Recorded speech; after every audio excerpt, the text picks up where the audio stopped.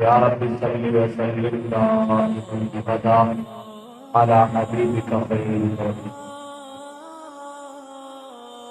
معزز سامعین، دوستو بزرگو، اللہ تبارک و تعالیٰ نے ایمان والوں کو اپنا قرب عطا کرنے کے مختلف مواقع، مختلف اعمال، مختلف طریقے عطا فرماتے ہیں۔ جن موقعوں کا فائدہ اٹھا کر ان اعمال کی پابندی کر کے اللہ کا بندہ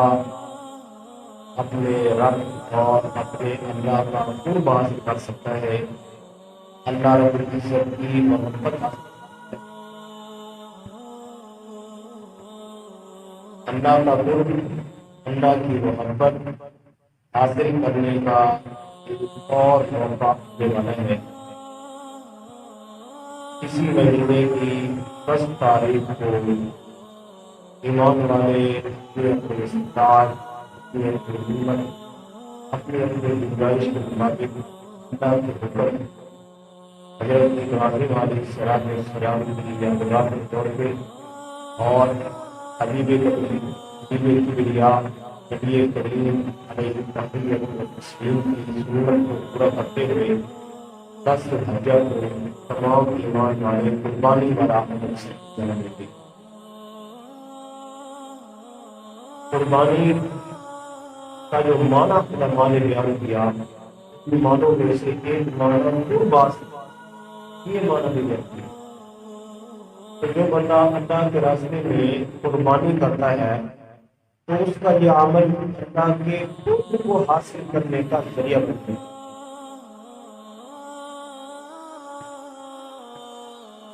اور یہ قربانی والا عمل اللہ کو پسند بھی بڑا ہے، اور اس عمل کو کرنے والے کے لیے اللہ کی جانب سے وقتوں کی بات چلتی ہے۔ صحابہ کرام نے اللہ کے رسول محمد صلی اللہ علیہ وسلم کی خدمت میں عرض کیا، ما هذه الأضاحي یا رسول اللہ، اے محبوب رب العالمین، ذرا آپ ہمیں بتائیے اس قربانی کی کیا حقیقت ہے۔ اللہ کے محبوب محمد صلی اللہ علیہ وسلم نے اپنے پیارے صحابہ کو جواب ارشاد فرمایا، سنت ابیکم ابراہیم، یہ تمہارے باپ حضرت ابراہیم علیہ السلام کی سنت ہے۔ صحابہ نے پھر اپنے شوق کا اظہار کیا، اپنی لگن کا اظہار کیا، اور جس طرح نیکی کے اندر آگے بڑھنا یہ صحابہ کی صفت تھی، اس نیکی کو حاصل کرنے کے لیے صحابہ نے پھر اللہ کے وسلم کی خدمت میں عرض کیا، یا رسول اللہ، ہمیں سمجھ آ گیا کہ ہمارے باپ حضرت ابراہیم کی یہ سنت اور یادگار ہے، لیکن یا رسول اللہ، ہمیں اس پر ملنے کیا، ہمیں اس پر کیا ملے گا؟ آپ صلی اللہ علیہ وسلم نے ارشاد فرمایا کہ جو جانور تم اللہ کے راستے میں ذبح کرنے والے ہو، قربان کرنے والے ہو، اس جانور کے ایک ایک بال کے بدلے میں اللہ تمہیں نیکیاں عطا فرمائے۔ صحابہ نے پھر عرض کیا، ان کا شوق بڑا، جستجو بڑی، طلب پیدا ہوئی۔ پھر اب ایک اور سوال صحابہ نے اللہ کے نبی صلی اللہ علیہ وسلم کی خدمت میں رکھا، عرض کہ یا رسول اللہ، سب جانوروں کے بدن پر تو بال نہیں ہو سکتے، کوئی ایسے جانور، کچھ ایسے جانور ہوتے ہیں جن کے بدن پر بجائے بالوں کے اون ہوا کرتی ہے، اور اون بالوں کی بنسبت کثرت پر مشتمل ہوتی ہے۔ عرض کیا رسول اللہ، کیا اون کے ہر بال کے بدلے میں نیکی ملے گی؟ آپ صلی اللہ علیہ وسلم نے ارشاد فرمایا، جی ہاں میرے صحابہ، اون کے ہر بال کے بدلے بھی اللہ نیکی عطا فرمائے۔ تو کتنے بڑی فضیلت اور ثواب بنا ہے۔ اللہ کے محبوب محمد صلی اللہ علیہ وسلم نے حدیث پاک میں ہمیں یہ بھی بتایا، ارشاد فرمایا کہ قربانی والے دن اللہ کے ہاں جانور کو ذبح کرنے سے بڑھ کے کوئی بھی عمل نہیں، اور اس عمل کو سر انجام دینے والے مومن پر اللہ کو عزت اتنا خوش ہوتے ہیں کہ اس جانور کے خون کے قطرے زمین پر گرنے سے پہلے اللہ پاک اس بندے کی بخشش فرما دے۔ اللہ کے نبی صلی اللہ علیہ وسلم نے اپنی بیٹی، اپنی صاحبزادی حضرت فاطمہ الزہرا رضی اللہ تعالی عنہا کو نصیحت فرمائی کہ بیٹا جب جانور تمہاری قربانی کا ذبح کیا جائے تو اس وقت موجود رہا کرو، کیونکہ جانور کو جب ذبح کیا جاتا ہے تو اس کا خون زمین سے گرنے سے پہلے اللہ کی جانب سے بخشش کا اعلان ہو جاتا ہے۔ حضرت فاطمہ نے عرض کیا یا رسول اللہ، کیا یہ فضیلت صرف ہمارے گھرانے اہل بیت کے ساتھ خاص ہے، یہ تمام مسلمانوں کے لیے فضیلت ہے؟ اللہ کے نبی محمد صلی اللہ علیہ وسلم نے ارشاد فرمایا یہ حکم، یہ فضیلت عام ہے، میرے ہر امتی کو یہ ملنے والی ہے، میرے ہر امتی کو اللہ کی جانب سے یہ فضیلت عطا ہونے والی ہے جو اس حکم کو، حضرت ابراہیم کی سنت اور یادگار کو اور میرے طریقے کو اپناتے ہوئے اس عمل کو سر انجام دینے والا ہے، ہر ایمان والے کو یہ فضیلت ملے گا۔ تو اللہ کی جانب سے فضل و کرم، رحمتوں اور برکتوں کے حاصل کرنے کا ایک اور موقع آ رہا ہے، تو جن کو اللہ پاک نے وسعت عطا فرما رکھی ہے ان کو چاہیے کہ اس موقع کا فائدہ اٹھائیں اور اللہ رب العزت کا قرب حاصل کر لیں، اللہ کی محبت حاصل کر لیں۔ ہمارے لیے جو قابل غور بات ہے، یہ قربانی والا عمل جو اتنے فضائل پر مشتمل ہے، اس کو ہم نے صحیح آداب کی رعایت رکھتے ہوئے سر انجام دینا ہے۔ اگر اس مبارک عمل میں ہم نے کوتاہی سے کام لیا تو پھر یہ نہ یہ فضیلت رہے گی، نہ یہ اجر و ثواب رہے گا، کیونکہ کوئی بھی حکم اور کوئی بھی کام ہے جب تک اس کے آداب کی رعایت نہ رکھی جائے اور اس کے مکمل طور پہ طریقے کو نہ اپنایا جائے تو وہ عمل قبولیت کے درجے کو نہیں پہنچا سکتا۔ اس عمل کی قبولیت کی جو بنیاد ہے، ویسے شریعت میں ہر حکم کی قبولیت کی جو بنیاد ہے وہ نیت کا خالص ہونا ہے۔ تو جس کو بھی اللہ پاک توفیق عطا فرما رہے ہیں وہ اپنی نیت کو صحیح کر لے، اپنی نیت کو درست کر لے، اپنی نیت کو ٹٹولے کہ میں جو عمل جو کر رہا ہوں اس عمل کے اندر میری نیت کیا ہے، ارادہ کیا ہے۔ ظاہر بات ہے کہ ایک ایمان والے کو بھی عمل سر انجام دیتے ہوئے دل کے اندر یہ تمنا، یہ آرزو، یہ ارادہ رکھنا چاہیے کہ میں یہ عمل جو کر رہا ہوں اللہ کی خوشنودی، اللہ کی رضا حاصل کرنے کے لیے سر انجام دے رہا ہوں۔ اس کے علاوہ ریاکاری مقصد نہ ہو، شہرت حاصل کرنا مقصد نہ ہو، دکھلاوا مقصد نہ ہو، اپنی مالداری ظاہر کرنا مقصد نہ ہو، بلکہ مقصد ہو تو صرف اللہ کی رضا کو حاصل کرنا۔ اور اس میں ایک اور چیز بھی جو قابل غور ہے، ذہن نشین فرما رہے کہ جن کو اللہ پاک توفیق عطا فرمائے قربانی کی، ان کی نیت اللہ کے راستے میں جانور کا خون بہانا اللہ کی رضا کے لیے، یہ نیت کے اندر محض گوشت حاصل کرنا، اس نیت سے قربانی کرنا، یہ قربانی والے عمل کو ضائع کر دینے والے۔ لہذا سب سے جو بنیادی بات ہے، بنیادی کام ہے، وہ نیت کا خالص کرنا ہے کہ میں اور آپ اپنی نیت کو خالص کر لیں اور اللہ کی رضا کے لیے اور اللہ کے پیغمبر حضرت ابراہیم کی یادگار اور نبی کریم صلی اللہ علیہ وسلم کی سنت اور طریقے کو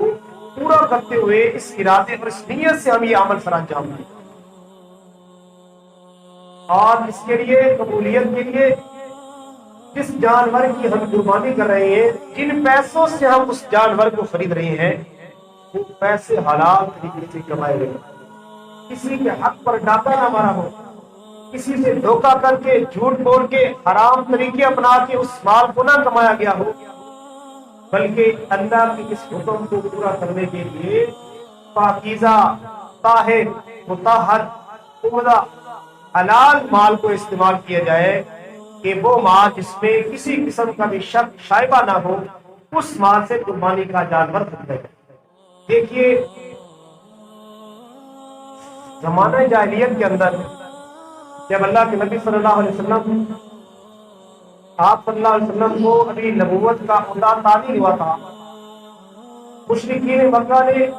بیت اللہ کی تعمیر کی، تو وہ مشرک تھے، مومن نہیں تھے، اللہ کی ذات و صفات میں شرک کرنے والے تھے۔ اب جب بیت اللہ کو تعمیر کرنے کی بات آئی، ان کو بھی پتا تھا کہ یہ اللہ کا گھر ہے، خانہ کعبہ ہے، یہ بیت اللہ ہے، اللہ کا گھر ہے، مقدس جگہ ہے، پاکیزہ جگہ ہے۔ سب مشرکین جو سرداران مکہ تھے وہ سر جوڑ کے بیٹھے، آپس میں مشورہ کیا کہ ہم بیت اللہ کی جو تعمیر کر رہے ہیں، ہم عزم کر لیں کہ اس کی تعمیر میں حرام کا ایک ٹکا بھی استعمال نہیں کریں، جس جو کمائی حلال طریقے سے ہے اس کمائی سے بیت اللہ کی تعمیر کی۔ وہ مشرکین تھے جو دین سے دور تھے، دین سے واقف تھے۔ ہم تو نبی آخر زمان صلی اللہ علیہ وسلم کی امتی ہیں، قرآن کو ماننے والے ہیں، ایک خدا ایک نبی کی اطاعت کرنے والے، ایک خدا کی عبادت کرنے والے ہیں۔ ہمارے لیے تو اور زیادہ احتیاط کی ضرورت ہے کہ اللہ کے اس حکم کو پورا کرنے کے لیے پاکیزہ اور طاہر عمدہ حلال مال کا استعمال کیا جائے، تب ہمارا یہ عمل اللہ کے دربار میں قبولیت کے درجے پہنچے۔ ایک اور ضروری بات جو میں آپ حضرات کی خدمت میں رکھنا چاہوں گا، آج کا دور جو فتنوں کا دور ہے، خصوصاً انٹرنیٹ کے عام ہونے کی وجہ سے دین کے احکام، شرعی احکام، دین کی تعلیمات، حتیٰ کی جو فرائض چیزیں ہیں، نعوذ باللہ ان فرائض چیزوں، دین کے جو بنیادی ارکان ہیں، ان میں بھی شکوک و شبہات پیدا کرنے کی کوشش کی جاتی ہے۔ جیسے ہر سال قربانی والا عمل آتا ہے تو ایک خاص طبقہ ہے لبرل لوگوں کا جو اس قربانی والے عمل پر اعتراض کرتے ہیں۔ ان کا اعتراض بھی بڑا عجیب ہے۔ وہ کہتے کیا ہے کہ بھائی ہر سال جو قربانی والا عمل سر انجام دیا جاتا ہے، دیکھیے اس پر کتنے پیسے خرچ کیے جاتے ہیں، اگر انہی پیسوں سے کسی غریب کی مدد کر دی جائے، کسی کا چولہا جل جائے اور کسی کی مدد ہو جائے، کسی بیمار کی دوائی آ جائے، تو یہ کتنی اچھی بات ہے، یہ کام کرنا چاہیے۔ اب بظاہر تو یہ بڑی اچھی بات ہے، عام ذہن رکھنے والا جو دین کے احکام سے، قرآنی احکام سے، سنت کے احکام سے واقف نہیں ہے، جب وہ یہ بات سنتا ہے، ان کے یہ نعرے دل لبھانے والے، دل میں جگہ پکڑنے والے کہ بھائی دیکھو بات تو بڑی اچھی ہے، پیسے غریبوں پر خرچ کیے جائے، کسی کی دوا دارو پہ، کسی غریب کا تعاون ہو جائے، کسی غریب کا جو چولہا جل جائے، یہ کتنی بھلے کی بات ہے، کتنی خیر کی بات ہے، کتنی بھلائی کی بات ہے۔ تو عام بندہ تو یہی سوچے گا، لیکن جن کو اللہ پاک نے دین کی سمجھ دی ہے، جن کے دلوں میں اللہ کے احکام کی اہمیت ہے، نبی کریم صلی اللہ علیہ وسلم کی سنت کی اہمیت جن کے دلوں کے اندر ہے، وہ کبھی بھی ایسے جاہل لوگوں اور دین سے دور لوگوں کی باتوں کا کبھی بھی شکار نہیں ہوگا۔ ان کو اس قربانی پر جو اللہ کا ایک بہت بڑا حکم ہے، نبی کریم صلی اللہ علیہ وسلم کا طریقہ ہے، حضرت ابراہیم علیہ السلام کی یادگار کے طور پہ ایمان والے ہر سال اس کو سر انجام دیتے ہیں، اللہ کا حکم سمجھ کے، نبی کریم صلی اللہ علیہ وسلم کا طریقہ سمجھ کے اس کو کرتے ہیں۔ اب جس طرح نماز اللہ کا حکم ہے، روزہ اللہ کا حکم ہے، دیگر اللہ کے احکام ہیں، اللہ کی جانب سے ایمان والوں کو عمل کی پابندی کا حکم دیا گیا ہے، اس طرح قربانی بھی اللہ پاک کا حکم ہے۔ اب اس پر جتنے پیسے خرچ ہو جائے، جتنا مال خرچ ہو جائے، جتنا سرمایہ خرچ ہو جائے، بہرحال اللہ کا حکم ہے، تو ایک ایمان والے کے لیے ان باتوں کی پرواہ کیے بغیر اللہ کے اس حکم کو بجا لانے کی کوشش کرنی چاہیے۔ اور اس طرح کے جو باتیں پھیلائی جاتی ہیں، ذہن کو خراب کر کے شکوک و شبہات پیدا کیے جاتے ہیں، کسی بھی ایمان والوں کو اس بات کی طرف توجہ نہیں کرنی چاہیے، بلکہ جیسے اللہ کا حکم ہے، جیسے نبی کریم صلی اللہ علیہ وسلم کا طریقہ ہے، اسی طریقے کو، اسی حکم کو بجا لاتے ہوئے اس عمل کو سر انجام دینا چاہیے۔ اب انہوں نے اعتراض تو کر لیا، اب ان کو اور کام نظر نہیں آتے جو زندگی کے اندر کتنی فضولیات ہیں، شادی بیاہوں کے موقع پہ، خوشی غمی کے موقع پہ جو فضولیات کی رسمیں اپنائی جاتی ہیں اور وہاں پر سرمایہ خرچ کیا جاتا ہے، وہاں پر وہ ترغیب نہیں دیتے کہ اس فضولیات کو خرچ کیے جانے والے مال کو غریبوں پر خرچ کیے جائے، یا دیگر فضولیات جو فضول کام ہے، جو شریعت اعتبار سے بھی ناجائز ہے، اخلاقی اور معاشرتی اعتبار سے بھی ناجائز ہے، جب ان کاموں پر لاکھوں کی اماؤنٹ خرچ کی جاتی ہے، ان کو وہ جگہ نظر نہیں آتی۔ اصل میں ان کا جو مقصد ہے وہ اسلام سے دشمنی ہے، اسلام کے احکام پر انگلی اٹھانا ہے، اسلام کے احکام کو نشانہ بنانا ہے۔ جبکہ حقیقت میں ان کے اعتراضوں کی، ان سوالات کی، ان شکوک و شبہات کی کوئی حقیقت نہیں ہے۔ ایک عام فہم ذہن رکھنے والا بھی اس بات کو پہچان سکتا ہے کہ بھائی یہ اللہ تعالیٰ کا حکم ہے۔ اب ایک شخص اپنی عقل پرستی کرتے ہوئے یہ کہتا ہے کہ بھائی ایک بندہ اپنے کاروبار میں مشغول رہتا ہے، اب دن میں 5 وقت کی نماز اس کے ذمہ فرض ہے، اپنا فلسفہ کوئی پیش کرتا ہے کہ بھائی دن میں 5 وقت جو نماز کرتا ہے، ادا کرتا ہے، ظاہر بات ہے وہ وضو کرے گا، تقاضا کرے گا، نماز کی ادائیگی کرے گا، تو اس کا ایک خاص وقت خرچ ہو گئے۔ آپ کو یہ مشورہ دینے بیٹھ جائے کہ بھائی جو نماز کا جس پر وقت خرچ ہو رہا ہے، اسی وقت کو بزنس کے اندر، کاروبار کے اندر لگائے، اس پہ مال آئے گا، پیسہ آئے گا، وہ غریبوں پر خرچ کر دے۔ تو اس طرح اس کی یہ لاجک اور یہ اس کا فلسفہ بیکار ہے، لچر ہے، بالکل گھٹیا سوچ پر مبنی ہے۔ اسی طرح قربانی والے عمل کے بارے میں ان کا یہ فلسفہ، یہ سوچ پیش کرنا، یہ بھی اس طرح بیکار ہے، اس کو اپنانے کی اور معاشرے میں، دین میں اس کو جگہ دینے کی بھی قطعاً گنجائش نہیں ہے۔ اللہ رب العزت سے دعا ہے اللہ پاک میں کامل، پکا، خالص، مخلص مومن بن کے زندگی گزارنے کی توفیق عطا فرمائے، اور ہمیں تمام فتنوں سے اللہ پاک محفوظ فرمائے، اور اس طرح کی جتنے بھی فتنے اٹھتے ہیں ہمارے جو ہے ایمان کو نقصان پہنچانے والی جتنی بھی چیزیں، جتنی بھی فتنے ہیں، اللہ پاک ہمیں ان سے محفوظ فرمائے، اور خالص پکا ٹھکا مسلمان بن کے، نبی کریم صلی اللہ علیہ وسلم کا غلام بن کے، صحابہ کا غلام بن کے، مرتے دم تک دین پر قائم رہنے کے اللہ پاک ہمیں توفیق عطا فرمائے۔ وآخر دعوانا الحمدللہ رب العالمین۔ تمام حضرات سنت ادا کریں۔